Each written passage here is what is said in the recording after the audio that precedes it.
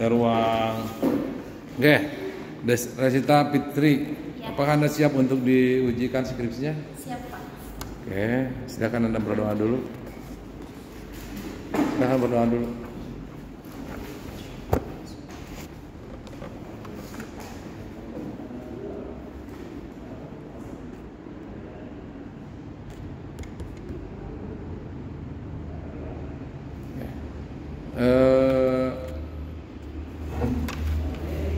Yang terhormat penguji Bu Arisulia SHMH Resita dengan judul skripsi tentang pelaksanaan perkawinan bagi seorang suami yang sudah beristri berdasarkan ketentuan pasal 3 Jo pasal 4 Undang-Undang Republik Indonesia nomor 1 tahun 74 tentang perkawinan sebagaimana telah diubah dengan Undang-Undang 16 2019 tentang perubahan atas Undang-Undang nomor 1 tahun 74 tentang perkawinan. Nanti betulkan lagi ya.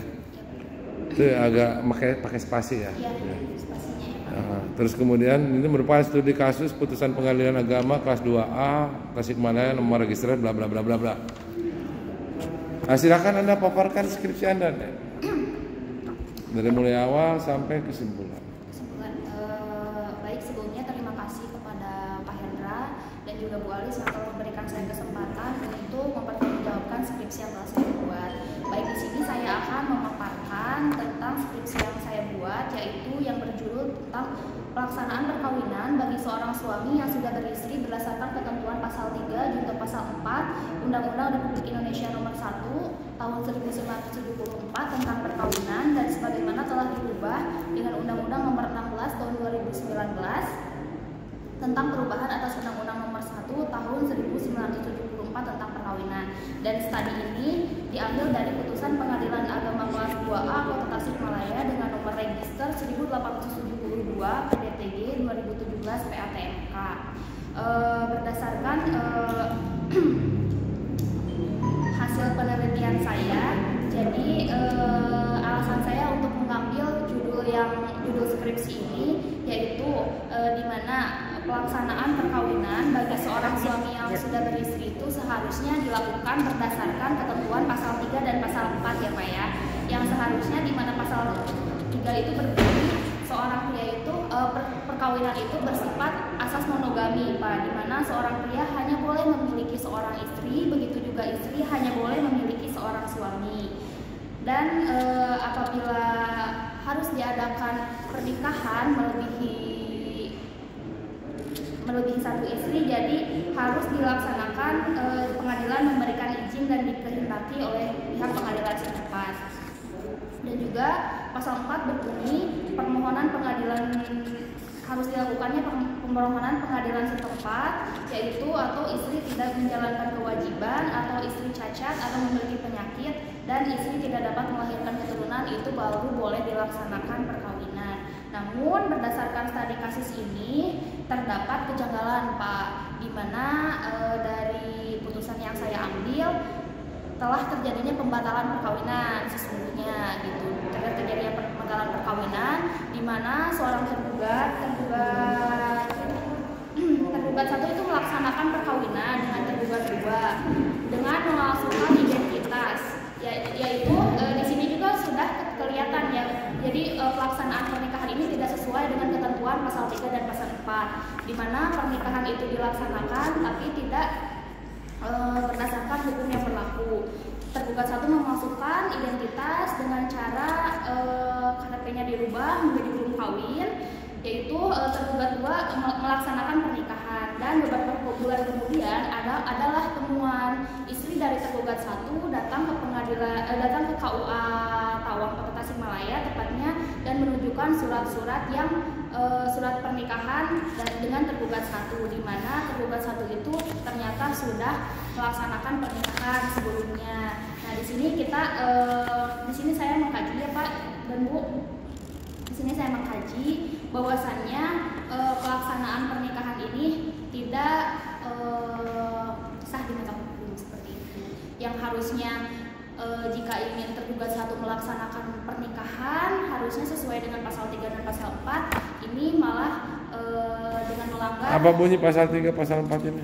Bunyi dari pasal 3 dan pasal 4, seorang pria hanya boleh memiliki seorang istri dan seorang istri hanya boleh memiliki satu orang suami. Dan kemudian pengadilan bisa memberi izin atas dikehendakinya pihak tersebut. Pasal 4 berbunyi, permohonan pengadilan setempat, istri tidak dapat menjalankan kewajiban, istri memiliki cacat atau penyakit, dan istri tidak dapat melahirkan keturunan. Jadi pasal 4 itu lebih kepada alasannya ya. Ya, alasan kenapa misalnya bisa diadakan isbat persetujuan ya, pernikahan gitu. kedua. Kenyataannya Ya, namun pada kenyataannya tidak berkaitan dengan alasan tersebut, bahkan tidak memiliki izin dari pengadilan, tidak memiliki izin dari istri pertama. Jadi dilaksanakan pernikahan seolah-olah beliau tidak tergugat tidak pernah menikah. sebentar. Jadi si suami atau si laki-lakinya melakukan pernikahan kedua tanpa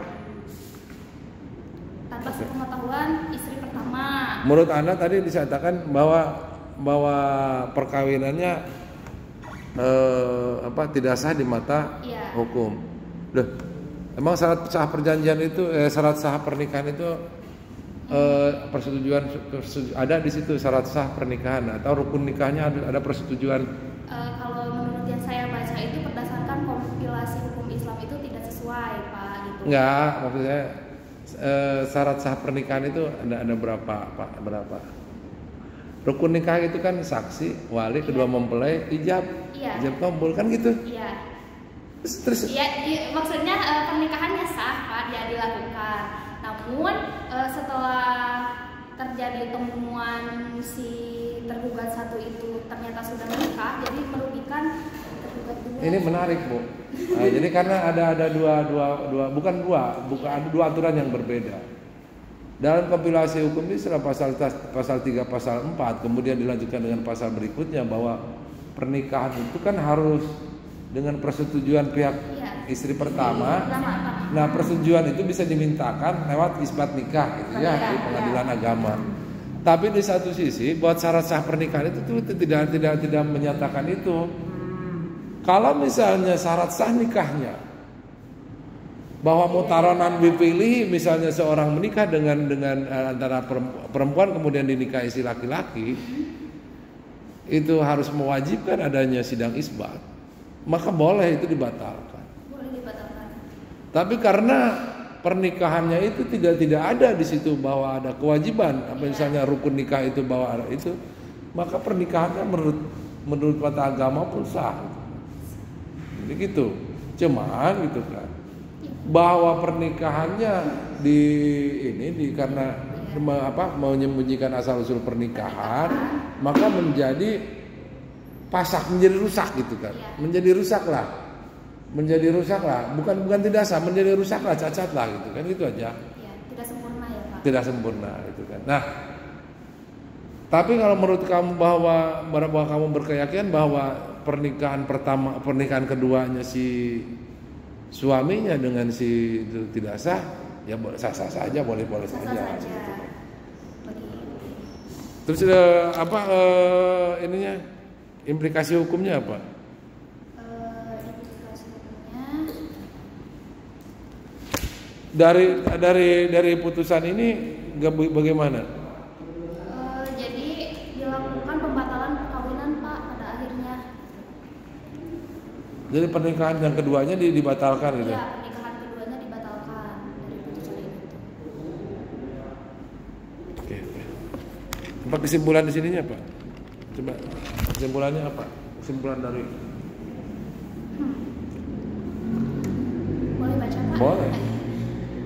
Adapun simpulan dari hasil penelitian dan pembahasannya yaitu proses pembuktian dan pertimbangan hukum digunakan oleh hakim adalah berawal dari surat gugatan yang ditujukan penggugat dari ibu kandung tergugat, ya Pak ya. Dan untuk menguatkan dalil-dalil gugatannya, penggugat maka mengajukan alat bukti surat maupun saksi. Alat bukti surat tersebut merupakan bukti surat fotokopi kutipan akta nikah seperti yang sudah saya tadi sebutkan, dan para saksi dan gugatan yang diajukan oleh penggugat tersebut sudah sesuai dengan peraturan perundang-undangan yang berlaku.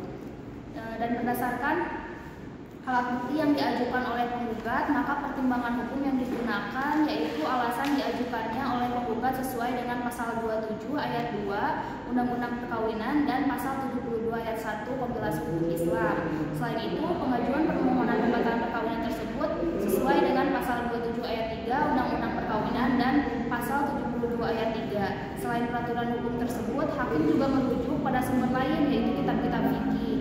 Implikasi hukum yang ditimbulkan dari pelaksanaan perkawinan bagi seorang suami yang sudah beristri tidak sesuai dengan ketentuan pasal sehingga terjadi pembatalan perkawinan adalah sebagai berikut. Terhadap keduanya, implikasi hukumnya yaitu perkawinan suami istri yang dibatalkan akan mengakibatkan keduanya seperti kembali keadaan semula, yaitu di antara keduanya seolah-olah tidak pernah melangsungkan perkawinan. Maka secara otomatis hubungan suami istri tersebut terputus dan perkawinan yang telah dibatalkan tidak mendapatkan akta cerai, hanya mendapatkan surat putusan bahwa pernikahan tersebut dibatalkan.